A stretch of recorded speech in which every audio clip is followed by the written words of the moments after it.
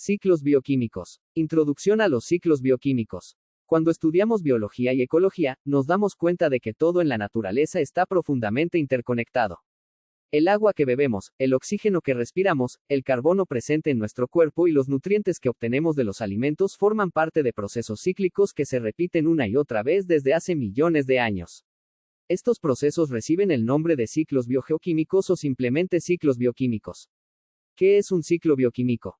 Un ciclo bioquímico es el movimiento continuo de elementos químicos y compuestos esenciales a través de los distintos compartimentos de la Tierra, la atmósfera, la hidrosfera, la litosfera y la biosfera. En otras palabras, son los caminos que siguen los elementos como el carbono, el oxígeno, el nitrógeno, el fósforo y el agua dentro de los ecosistemas. Se llaman bio, porque incluyen organismos vivos, y geoquímicos, porque también abarcan componentes físicos y químicos de la Tierra. Lo fascinante de estos ciclos es que garantizan la continuidad de la vida. Sin ellos, los nutrientes y los elementos vitales se agotarían rápidamente en un lugar y se acumularían en exceso en otro. Los ciclos equilibran la disponibilidad de recursos, permitiendo que los organismos puedan crecer, reproducirse y evolucionar. De hecho, podríamos decir que los ciclos bioquímicos son como el sistema circulatorio del planeta, mantienen en movimiento la materia, la transforman y la distribuyen. Para comprenderlos mejor, es importante recordar un principio fundamental de la ecología: la materia no se crea ni se destruye, solo se transforma y se recicla. La energía fluye a través de los ecosistemas, pero la materia se recicla constantemente.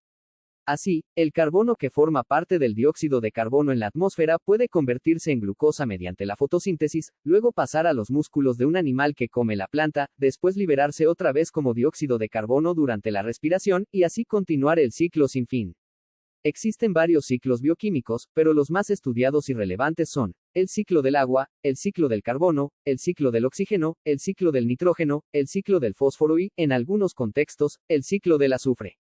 Cada uno cumple un papel único en el equilibrio de los ecosistemas. El ciclo del agua. Comencemos con el ciclo del agua, también conocido como ciclo hidrológico. Este ciclo describe el movimiento constante del agua en la Tierra. El agua circula desde los océanos, ríos, lagos y suelos hasta la atmósfera, y de regreso a la superficie. Es un ciclo fundamental porque el agua es indispensable para la vida, además de ser el medio en el que ocurren la mayoría de las reacciones bioquímicas. El proceso inicia con la evaporación. El calor del sol hace que el agua de mares, lagos y ríos se convierta en vapor. A esto se suma la transpiración de las plantas, es decir, la pérdida de agua a través de sus hojas. Cuando este vapor de agua asciende, se enfría y se condensa, formando nubes.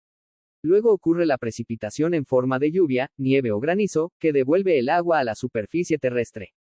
Parte de esa agua se infiltra en el suelo, alimentando acuíferos subterráneos, y otra parte fluye por ríos y arroyos hasta regresar a los océanos. Gracias a este ciclo, el agua se distribuye por todo el planeta, se renueva y mantiene la vida de ecosistemas terrestres y acuáticos. Sin el ciclo hidrológico, las regiones se secarían, los ríos dejarían de fluir y los seres vivos no tendrían acceso al líquido vital. El ciclo del carbono. Otro ciclo esencial es el del carbono. El carbono es la base de la vida, pues forma parte de moléculas como carbohidratos, proteínas, lípidos y ácidos nucleicos. Además, es un componente clave en la regulación del clima, ya que está presente en forma de dióxido de carbono en la atmósfera. El ciclo del carbono comienza con la fotosíntesis. Las plantas, algas y cianobacterias capturan dióxido de carbono del aire y lo transforman en glucosa utilizando la energía del sol. Esa glucosa pasa a los animales cuando consumen las plantas, y luego se transfiere a lo largo de las cadenas alimenticias. Mediante la respiración celular, tanto plantas como animales devuelven parte del carbono a la atmósfera en forma de dióxido de carbono. También intervienen los descomponedores, como bacterias y hongos, que degradan la materia orgánica muerta, liberando carbono al suelo y a la atmósfera. Un proceso adicional es la combustión, ya sea natural, como en los incendios forestales, o provocada por el ser humano al quemar carbón, petróleo y gas. Este proceso libera grandes cantidades de dióxido de carbono, alterando el equilibrio del ciclo y contribuyendo al cambio climático.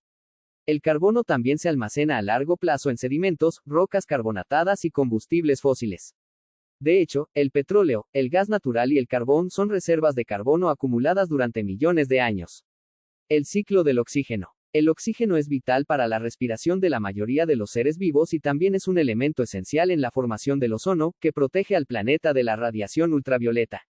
Su ciclo está estrechamente ligado al del carbono. Durante la fotosíntesis, las plantas liberan oxígeno como subproducto. Ese oxígeno es utilizado por animales, plantas y microorganismos en la respiración celular, donde se transforma en dióxido de carbono. De esta manera, existe un equilibrio entre la producción de oxígeno y su consumo. Además, el oxígeno participa en procesos químicos no biológicos, como la oxidación de minerales y la descomposición de rocas. También se incorpora al agua en forma de oxígeno disuelto, fundamental para la vida acuática.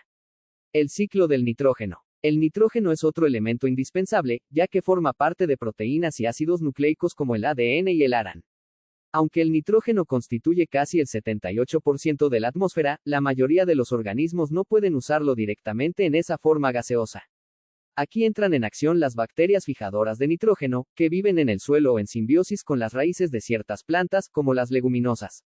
Estas bacterias convierten el nitrógeno atmosférico en compuestos utilizables, como amonio, nitratos y nitritos.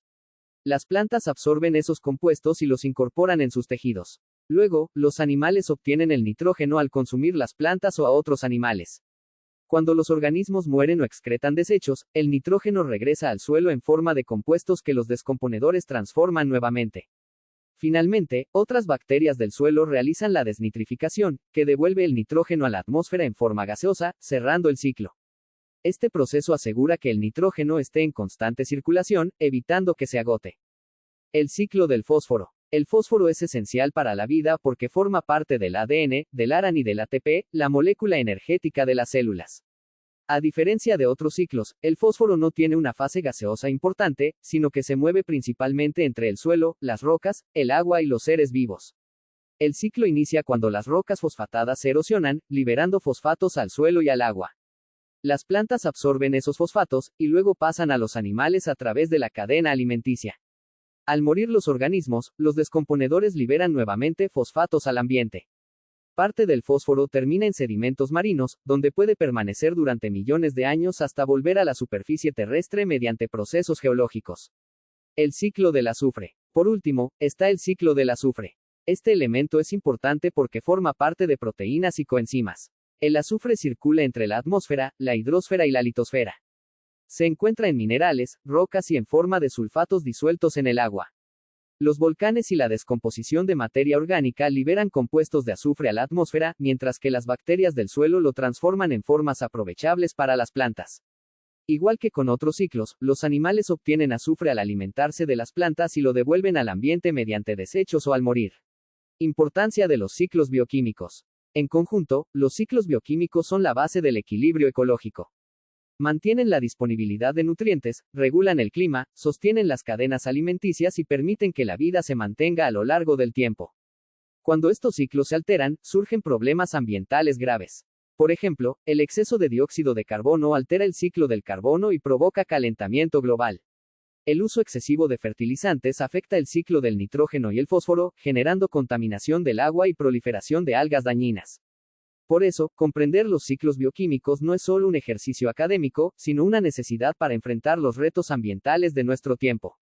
Como futuros profesionistas, ustedes tienen la responsabilidad de entender cómo interactúan estos procesos y cómo nuestras actividades pueden impactarlos positiva o negativamente.